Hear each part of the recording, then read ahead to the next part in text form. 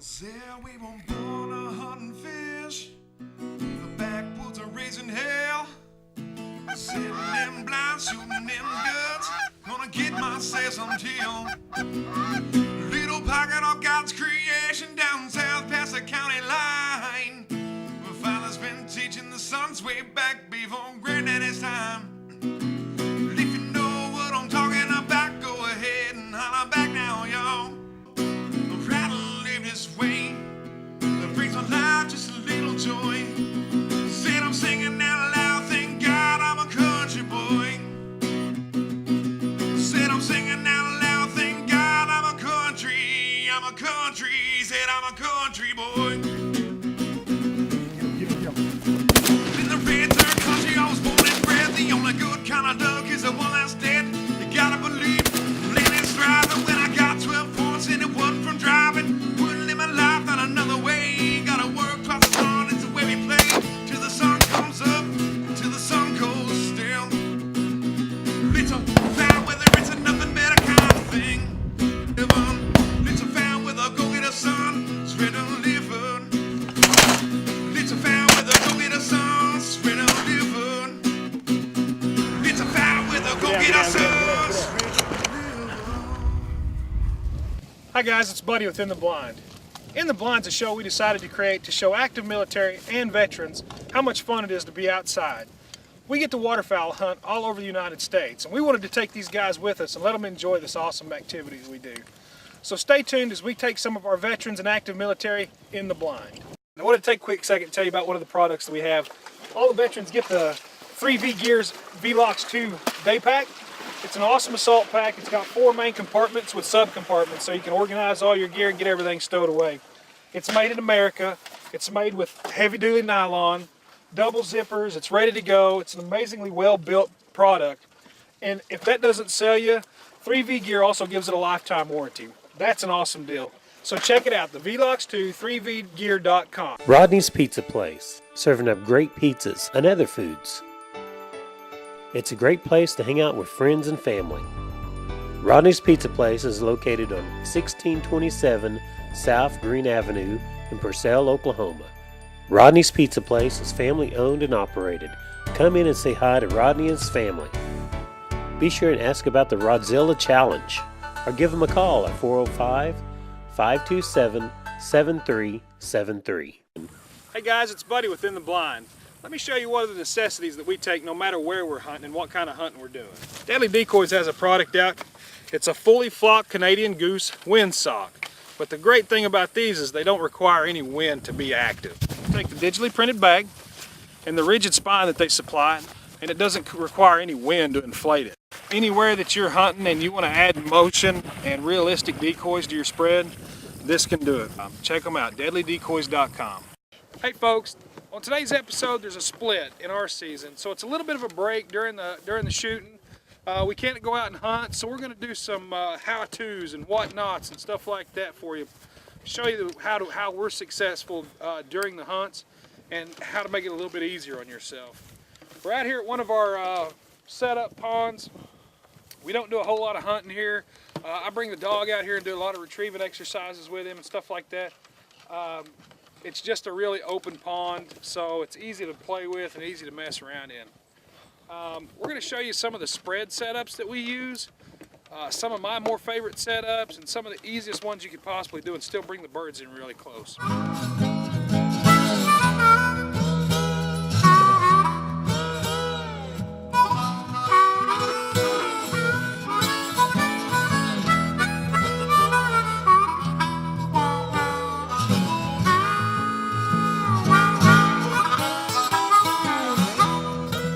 So in our decoy setup, some of the rigs that we use, I know a lot of people that do, you know, they wind their decoys up and wrap the weights around the neck, all that stuff. They use the flat bar weights.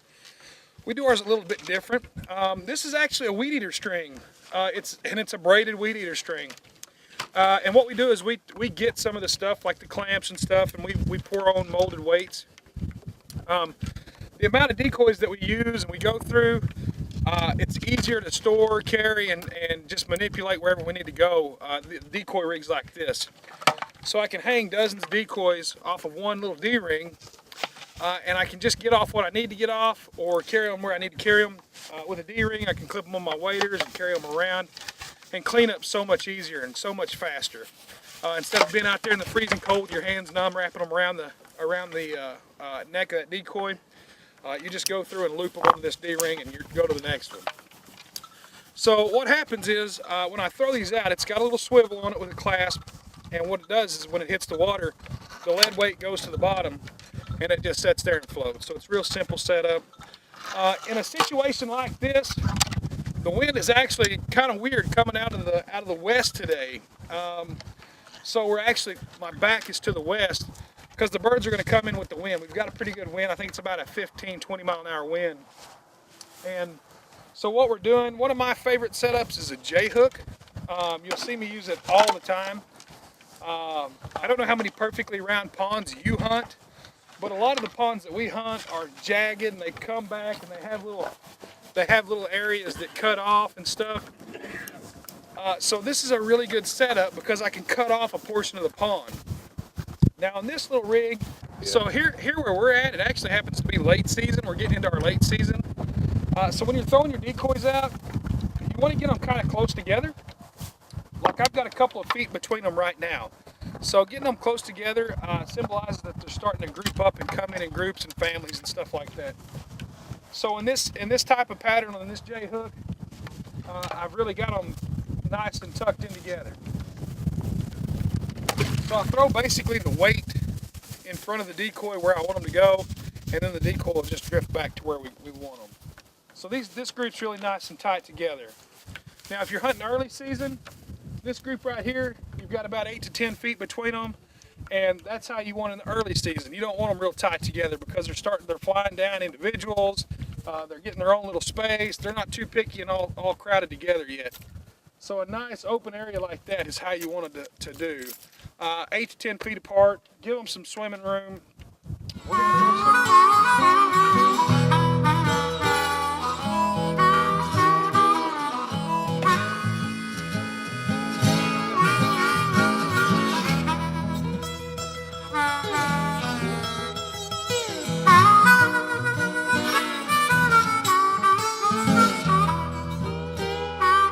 So there's a couple of necessities that I think you should have to have when you're setting up decoys and picking them up.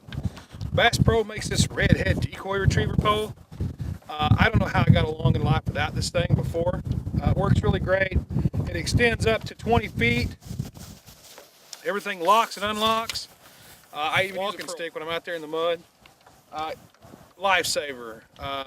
Whoever thought of this thing, thank you very much. I'm so glad that Redhead makes these things because without them, I'd be back to doing it the old way, and the old way stunk. But we've got this J-hook set up. We're really doing very good. We've got them nice and tight in here. We've got a really good channel open up, and we're going to put our flapper right in the middle of that, and that's going to allow the birds to see that, come across. So we're going to set down the blind right here a little bit because we want to shoot those birds as they're coming in. They're curled up, they got those wings tips touching almost, their feet's down, and they're going to be dropping right by us. They're going to give us that passing shot. So on this blind, we've got the decoys to our left. We're getting a right to left shot coming at them, and it's just going to be an amazing murder scene because nothing's getting out of that. They're going to be focused on the flappers, they're going to be keying on the decoys, and it's just going to be an awesome deal. So J-hooks work every time. It gives them a way to cut off a part of the pond that you don't want them to go to. It looks very natural to them, so they like it. The J-hook is a great way to go. So in decoy selection, we're pretty lenient as far as our species are concerned. We like to get some gadwalls in there, some mallards in there. Redhead makes some amazing brands of decoys. Great patterns on them, great colors. You can use them for more than one season because they don't fade. Hardcore, man, they can take a couple of shots and still be okay. And believe me, some this season already have, so we really put them through the beating.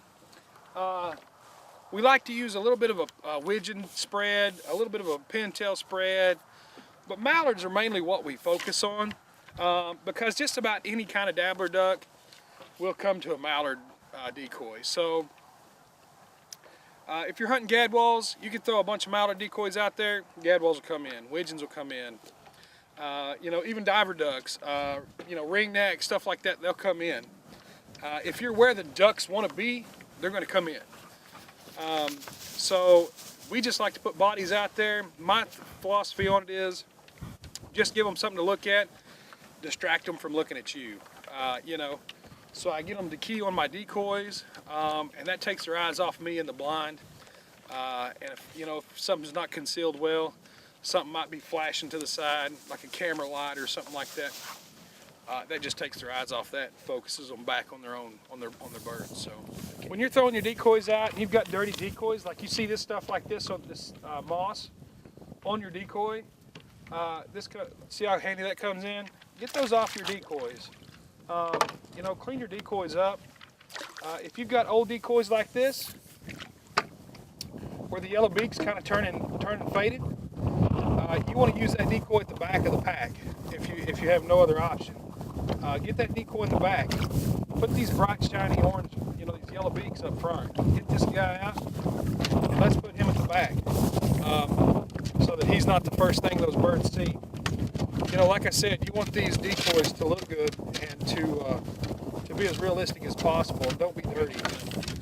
All right, so basically, you know, when you're setting up in a blind or you're setting on a pond dam like this, like if I was hunting this pond, I would tuck in right there in the water and just sit on the bank with my feet in the water, you know, just sit in the water. So you want to be concealed. You don't want just birds to see you.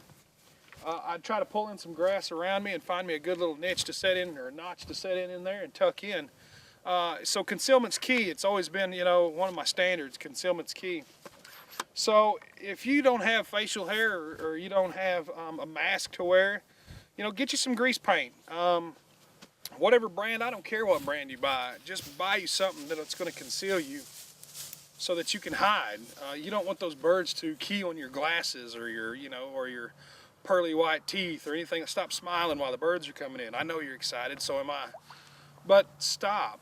Conceal yourself, hide. Try to get out of the sun. You don't want the sun directly in your face because it shines off stuff like your glasses or your blingy little duck calls. It'll shine off that stuff. So, you know, try to hide to where you're not standing out like a sore thumb. In somewhere. You know, like here's a little notch you could set in right there, and you're just going to sit down in the water. But that's what waders are for. You know, Bass Pro makes a great pair of redhead waders.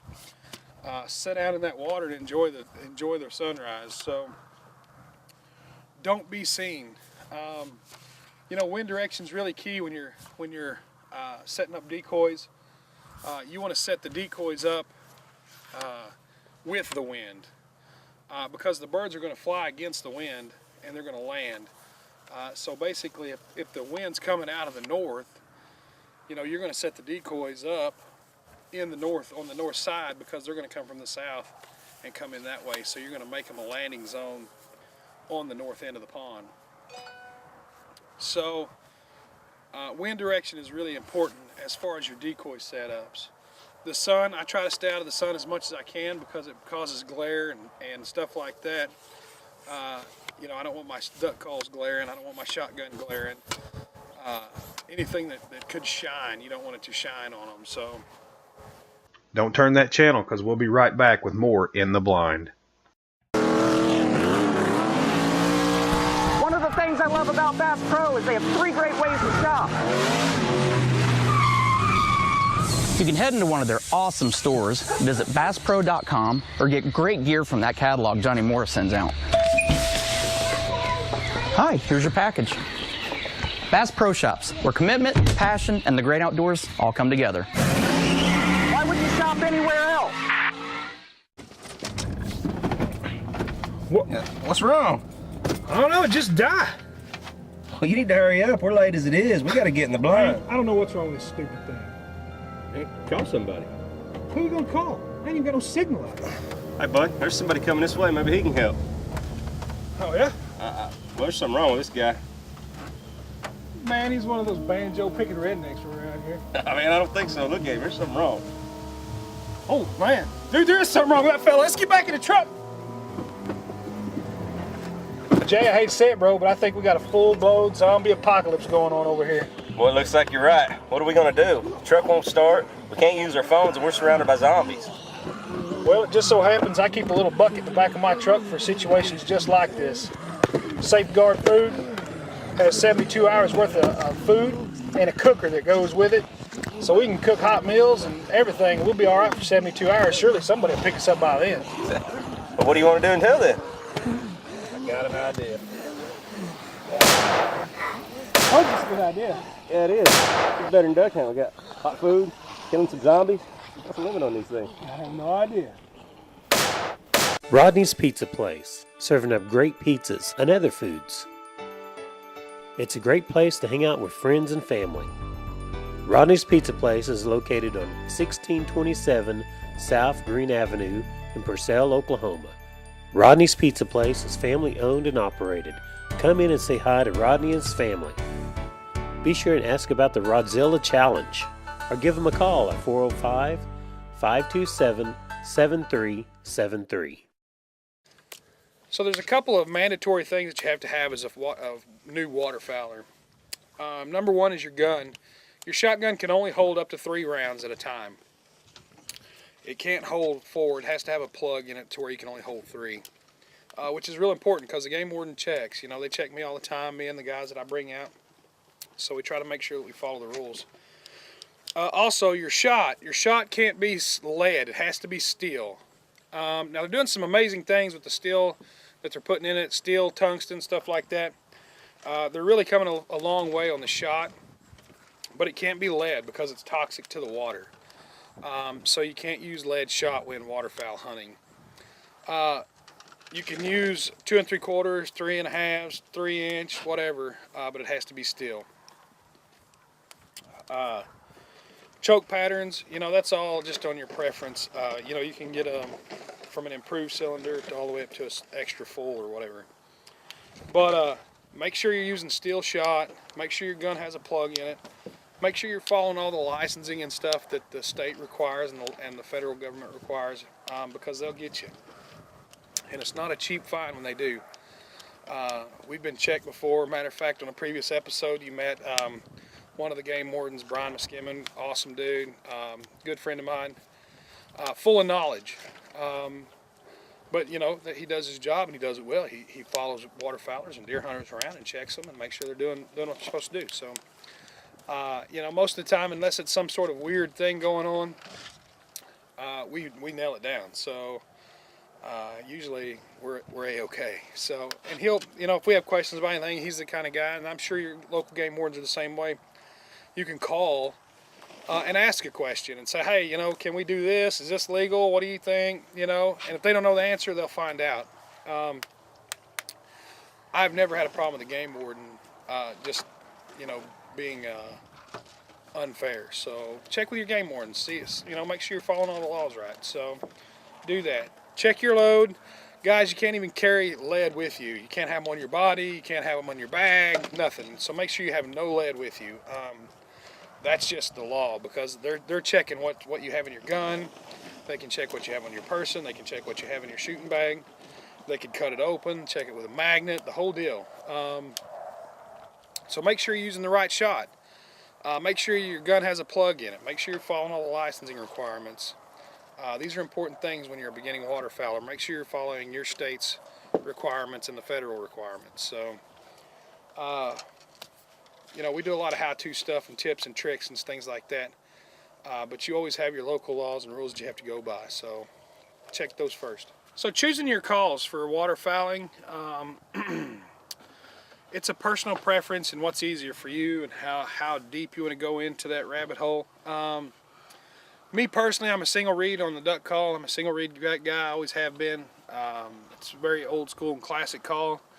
I can do a lot of stuff with a single reed that I can do with a double reed, so I'm fairly competent and successful in my single reed calling. Some people think that double reeds are easier to blow because they're more forgiving. So when you're starting out, a double reed might be the way to go. So try a double reed first before you go to a single reed. There's a ton of inexpensive calls out there, good quality calls. Foul weather calls are my favorite. You know, they're one of our sponsors. They make some great calls. They're amazing to use, easy to use, and they do, you know, a single reed, a double reed, and a goose call, a short barrel goose call. I think they're some of the easiest calls to blow that I've ever used, and I've used tons of them. So foul weather makes an amazing call. If you need if you're just beginning and you need a easy call to start with, try their Omega. It's a double reed. It's wood barrel. Sounds wonderful. Polycarbonate insert. Does a great job. Hardly ever sticks. So you can really get on it and wail. Do that high ball. Get those birds that are way out there, or make it low and raspy and finish call. Use a finisher call for it. If you're comfortable with a single reed and you like single reeds, their original dinner bell. An amazing call to use. That's by far my favorite call. Check those calls out, foulweather.com. Wonderful calls. Like them on Facebook. Check it out. You've thrown your decoys out. You've got your rig going. The birds are coming in, and now you've killed one. Now you got to get it. And you know, I've always said that I'm a sportsman, and I'm an ethical hunter because I'll go to any means that I have to get a bird. So if I have to go swimming for one, I will. If you don't have a dog and you're just getting started, get a fishing pole with a 3/0 treble hook on it. I've used them for years. When it gets icy, and now we've got our birds killed, we've captured it, we got it on the bank. You got your buddy picking up all your decoys and stuff, so you're stoked. I mean, this is the real good part about it. Now you get to eat what you've killed. So right now it's right between the split for us, so we can't be hunting ducks and geese. So what other best thing that we can do? We're gonna eat them. What we're making tonight is a duck chili, and what we use is actually a combination of duck, ground duck, and pork saucer. It's a really, really flavorful chili. Easy recipe. So we're gonna show you how to do it. And we start off with 5 or 6 duck breasts. You know, it doesn't take a whole lot. If you like more meat in it, go ahead and put more meat in it, but you just have to add more of your tomatoes and stuff, tomato sauce. So we're going to grind up some duck. Fire it up. Okay. Then just keep feeding them in.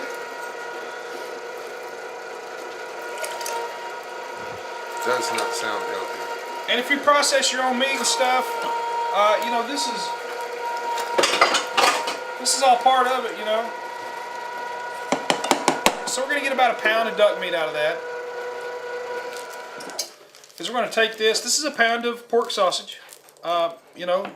There's still something there. That's okay. Locally killed. And Alan, go ahead and mix that up. And you're just going to combine it.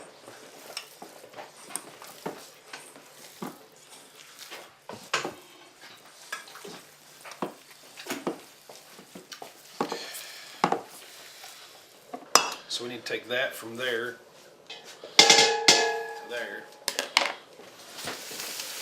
Right now I'm just searing this duck breast sausage concoction that I've mixed up.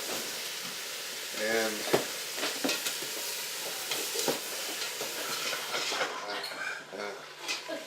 so I got all this sausage and duck meat that we ground up and mixed together.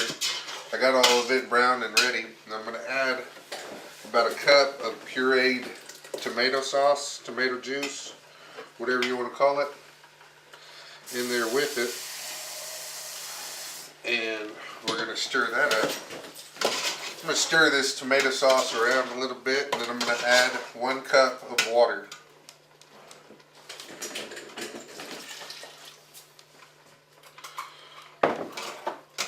Then once I'm done with adding this water to it, now that I've got all this stirred up and everything, I'm going to add my next ingredient, which is going to be a can of diced tomatoes.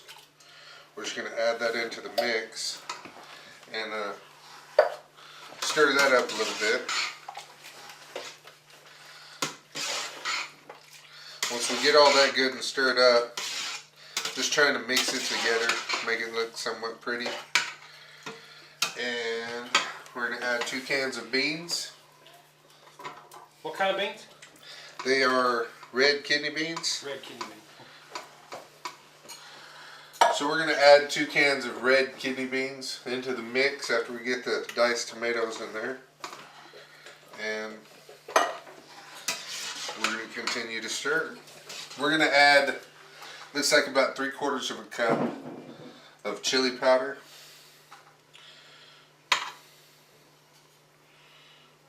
And other seasonings. I ain't getting that low. Next we're going to add Mesa! Hi-yi-yi-yi-yi-yi-yi-yi! okay, It's Mexican corn flour. Mexican corn flour. Mesa. I think. Don't quote me on that. I'm not really sure. That smells good. It is. Is that your deodorant? It's starting to look like Put some on today? Your armpit's right in my face. I don't know. I'm not sure. starting to look like chili, Oh, it does. and it smells like chili. Okay, then that's not your deodorant. And What is that? what did we add the flour for? Makes it thick. Thickens it up. Makes it stick to your bones. Oh, look at that. Oh, my God. To your bones. Oh. You don't even know how good that smells right now. So we're gonna get some bowls. So this is the easiest way, or a real simple way that you can make duck chili. You know, we include the pork sausage. It's just a really hearty, good meal. Great for cold winter nights and stuff like that, or cold winter days when you're in the duck blind. So check it out. The recipe will be on intheblind.com if you need the recipe, or it'll be on the Facebook page at... Why wait for the things you want? Get it now at Just In Time. Why wait for a killer TV or audio system? I don't want to wait. Why wait for efficient new kitchen and laundry appliances? Why wait for furniture with style or a comfortable new mattress? Get it now. Why wait for an awesome new computer? Get the leading brands, the latest styles, and the hottest features, all with flexible payments you can afford. No credit needed, no hassles, and delivery is included. Everyone is approved. So why wait? Get it now at Just In Time. I don't want to wait anymore. I want to take a quick second to tell you about one of the products that we have. All the veterans get the 3V Gears VLOX 2 day pack. It's an awesome assault pack. It's got 4 main compartments with sub-compartments so you can organize all your gear and get everything stowed away. It's made in America. It's made with heavy-duty nylon, double zippers. It's ready to go. It's an amazingly well-built product. And if that doesn't sell you, 3V Gear also gives it a lifetime warranty. That's an awesome deal. So check it out, the VLOX 2, 3vgear.com. One of the things I love about Bass Pro is they have 3 great ways to shop. You can head into one of their awesome stores, visit BassPro.com, or get great gear from that catalog Johnny Morris sends out. Hi, here's your package. Bass Pro Shops, where commitment, passion, and the great outdoors all come together. Why would you shop anywhere else?